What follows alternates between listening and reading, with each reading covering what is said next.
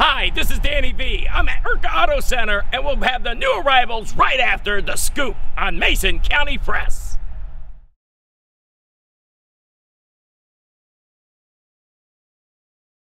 Hi, I'm Kate Krieger-Watkins here with The Scoop for Mason County Press, brought to you by Safe Harbor Credit Union and Urka Auto Center.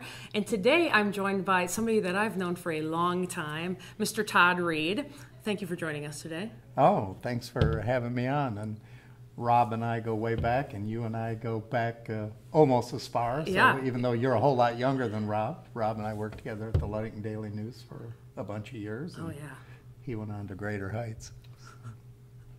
Well, we're here to talk about your 49 years and counting retrospective at the Art Center, and we're in the gallery right now filming in front of a couple of your iconic, probably your most iconic piece here. And we're just going to talk a little bit about Todd's journey through his photography and why you should come down and check this out, because not only because it's very familiar and local to a lot of people coming in and looking at a lot of these pictures, but just it's really amazing photography on top of that. So how did you get into photography in the first place? Photography came along with a journalism degree. And in high school, I showed an aptitude for writing that a teacher named Harry Knuckles, who I will always be eternally grateful to. Harry's gone now, but he was an inspiring teacher, and he showed some belief in me. And I don't know if a lot of my teachers saw a lot of potential, but he did, and so I started taking his English class and then writing on the school newspaper, and then when I went to college, I thought I'd be a novelist, so I went to Northwestern Michigan College in Traverse City, had an amazing professor named John Paul. He saw a lot of fault in my writing, but he saw a lot of potential, perhaps, and so after 2 years at Northwestern and an associate's degree, I was headed to University of Michigan to be a novelist.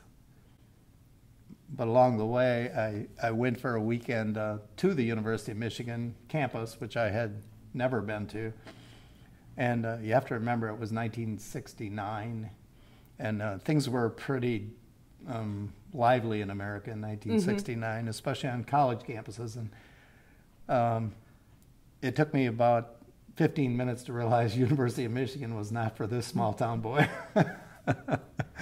And so even though it was a great school and I probably would have been fine, I just felt out of place there. So I went back to Northwestern to the counselor's office, got into Michigan State, and where my parents my dad had been in school after World War II, and we were a big MSU family. So. Go Yeah. green, go away. Go green, go away. Yes, and it. I'd been as a kid, grew up going to football games and walking the campus, and MSU felt like home. Maybe partially because I was born just down the road at the hospital there, because a lot of my folks lived in Lansing. Yep.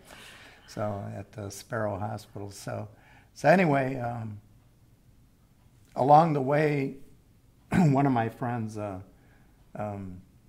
Who was attending MSU, his brother had just graduated from MSU with a degree in English, which is what I was going to pursue. And he was working in a supermarket. And I thought, boy, there's something wrong with that picture. I'm not going to school for 4 years to not be able to, get a job right away kind of thing. And so I switched to journalism, which I had some experience at. And that was a very, very good move. And I loved writing. I loved journalism. I had grown up almost worshiping Walter Cronkite and Eric Severide. He was the guy that did kind of the editorial comments on there, and they were proud Americans. People today would probably equate them to a Tom Brokaw, Sure. Somebody that everybody respects and admires, so journalism was just a natural. Cool. Then it was off to the Ludington Daily News for internships. I started stringing and writing stories. One of my college roommates was a MSU golf star named Lee Edmondson, so I did stories on him. And there was a basketball player from Free Soil named Rich Sharetta, and who was on the MSU team, and so I would do stories on him, and then I started doing stories on the legislature with Dennis Cawthorn, who was one of our probably most famous and most successful lawmakers. He's now one of the state's leading lobbyists, and has a lot of involvement in Mackinac Island. So you know, I got some opportunities there, and the Daily News seemed to like those free articles. and then that led to upon graduation, I had this dream. I was headed for Aspen, Colorado. I was going to work for the Aspen Times newspaper, but if I couldn't get a job there right away, I'd do whatever else I could do there in Aspen, and then I'd ski instruct in the winter. You know, it seemed like a young person's dream. 2 days before graduation, Paul Peterson, the editor of the Daily News, called, and I had already done a summer internship there. And he's like, hey, one of our reporters has become ill, seriously ill. Can you come to work tomorrow? And I said, well, no, I'm graduating tomorrow, but I said I could come Monday. So I came Monday, and 23 years later, I was still there. Wow. That's cool, though. So that's a long answer to a question, but it's cool. It does trace a lot of my past and how we got to where. And then, you know, along the way, I took one class in photography to get a degree in journalism at Michigan State. I liked it. When I did the summer internship, Russ Miller quickly handed me a camera and pretty much gave me the old newsman's credo, F8 and be there. And F8 is, for those that understand photography, that's a medium-sized hole in the lens. So even if I was not on target on the exposure, Russ or somebody better than me in a darkroom could salvage something. Oh. That was the old theory, F8 and be there. And, you know, right away, we were there a lot, and, you know, we were shooting lots of nights and weekend shots, happy to do it, being young, and along with writing the stories. And over time, I came there mainly as a staff writer. I evolved to becoming a staff writer, photographer, and worked my way up to being the assistant managing editor to Paul Peterson, which today they might call the news editor position, kind of the backup position. Put the newspaper together if the editor wasn't there, and you know, it was really a great thing. But more and more, I was really loving the photography, and especially the National Geographic kind of photography, where you get out and see your friends and neighbors and people you've never met. You step into the life of a farmer, or combining, or a commercial fisherman, or a railroad engineer or conductor that maybe got sent to do a story on their retirement. And well, there's an exhibit here of a fellow named Richmond who ran the Scottville train station, and you get to step into people's lives, and we're well accepted, I think, by people. And it was a different era then too. I think people were trusting, and you know, I think as journalists we were you know, accepted real well and respected quite well, even though you know, we weren't making a lot of money. Right. You know, it's a small paper; they could only pay us so much. And it was a good way to share the story of those people that back then, especially, there was no social media or anything like that. That was the way to get out there and to like see what people, you know, just the average Joe in Mason County was doing, you know, Yeah. and I think people really appreciated that, to see like, oh, like you said, this gentleman that was running the train station up there, like most people probably didn't know what he did on a daily basis. So to have that in the paper to really expose that is kind of interesting. Right, and I think one of the things you learned to do was to learn to eat crow, be humble, don't pretend like you know everything. A Custer farmer will very quickly put you in your place and show you that you are a city slicker. You are no farmer. So ask ask a lot of questions and even be ready for a couple of the answers to maybe not be the right answer, almost like a quiz to see if you were listening, if you were accepting of right of that particular answer. That's funny. And that was some of the greatest experiences of my life. Down the way in the exhibit, I think some of the finest and nicest people I ever met were the commercial fishermen of Ludington. And I think particularly of the Cloutier and Walters families. They kind of became, was more than a muse. I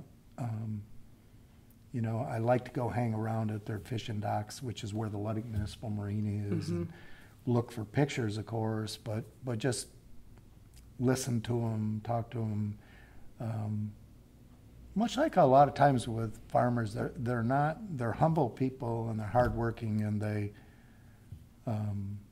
they don't need fanfare. They don't want fanfare. So just maybe to be able to have them be accepting enough of you that they'll allow you to take a picture or talk to you for a story. Sometimes that takes some time.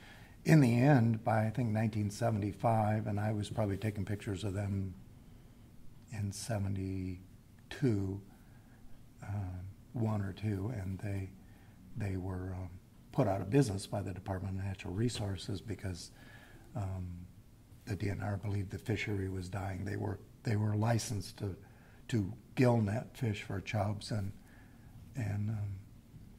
over time it was clear that they were headed for being put out of business, which in the end they were, and it was very sad, and it was the end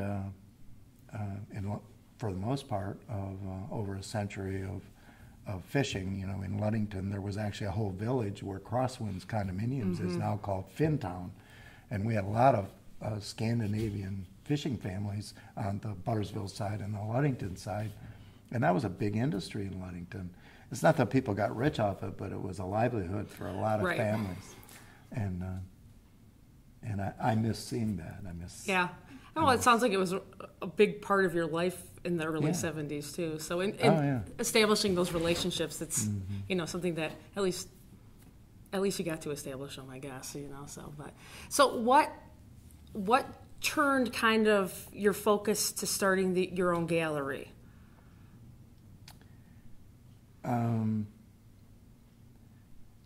What happened is that the more I shot a lot of hard news pictures at the Daily News, and Rob Alway and I,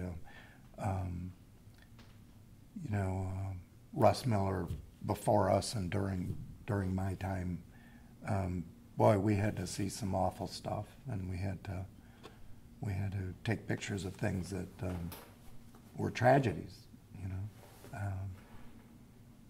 and that came with the job. Wren's Roost burning down, which was my ex-wife Kay, her mom, who in the end was married to Dwight Scotty, who owns Wren's Roost. We were living in a cottage that Scotty owned right across from Wren's, and literally saw it engulfed in flames, and then had to go to work taking pictures of that and writing the story. That was a very painful thing. So the fire was so hot that the Hamlin Township's brand new fire truck had melted the taillights off it and damaged the paint. So, things like that they came with the job. But more and more I liked driving country roads and just driving around, finding kids playing in leaves, or just people doing everyday stuff. And so what happened is probably in about 1975, I did my first Ludington Art Fair, the main 4th of July weekend show, and we've done it ever since. So, never missed a year, I don't think, and then we started selling some what you call outdoor nature, fine art, landscape photography. We started selling it out of our home. on Ferry Street in Ludington. And then we moved to a house on Cambridge, which was bigger, and before it was all over, and when I left the Daily News, I think it was in 92 or 3, somewhere in there, we started doing a lot more art fairs. And so art fairs were starting to take over our house. So it had taken over the garage, the basement, the living room, and we started looking for a storefront, and we were just blessed. I'd already become very close with Jim and Shirley Galley because they would send my slide film in. So we did a lot with them and had got to know them as well. They took us in and rented us the front of their store, and then we partnered for a number of years, and then eventually, unfortunately, everybody has their time, and when they passed away, we kind of took over renting the entire space. And in 2004, my son Brad got involved in the business, and as I say in the artist statement for the show, it's been a fast ride ever since, because young people have energy and ideas and enthusiasm and talent, and I'm blessed to have him for a partner. So again, your show is tomorrow night, Friday night. There's a room from 5 to 7 here at LACA, and it's free and open to the public, and you can come and check out. Do you know how many how many photos you have hanging in here? Did you count? I haven't counted them. Okay. There's a couple dozen. There's a lot in here, and it's cool because there's like old newspaper articles and pictures that he did for the Daily News, and up to some stuff that I'm sure is pretty recent. So come check that out at the Ludington Area Center for the Arts, which is located at 107 South Harrison Street in downtown Ludington in the old United Methodist Church building, if you're not familiar where LACA is. And I want to thank you again for coming on and talking to me. I really appreciate it. And thank you, Rob. I'm so proud of the business Rob has built. And, oh, well, that's good. Me too. And I'm glad you're on board. Thanks. And for all the other headlines, check out MasonCountyPress.com. And again, our weather is always brought to you by Smith & Neddy Insurance. And again, tomorrow night, LACA 5 to 7. You can come and check out 49 years and counting, basically a retrospective of Todd Reed's photography. Hi, Danny V. I'm at Urka Auto Center, and we're starting off with the new arrivals. 2013 Chevy Impala LTZ moonroof leather V6, no accidents. Yeah, baby! Next up is this Ford beautiful Edge. It's a limited edition. It has leather, moonroof, nav. It's too many things to talk about right here. How about this 2017 CRV all-wheel drive leather moonroof? Oh my gosh, this thing's beautiful, and only one owner. Come on down, see us.